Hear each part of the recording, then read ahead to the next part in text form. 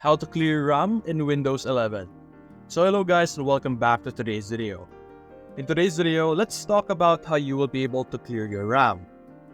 Now there are several ways for you to be able to do this.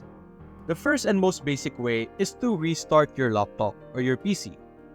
By doing so, you will be able to reset and have no apps running in the background.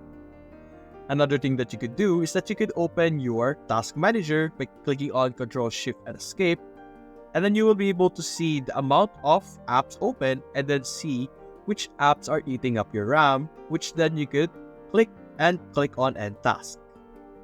Another thing that you could do is that you could go and search Run on your search bar, click on Open, and then type in this specific section over here, %. Click on OK, and then you will be able to see all the temporary files on your computer that you could delete. So those are the different ways you will be able to clear RAM. If you enjoyed this video, leave a like and subscribe. Thanks for watching.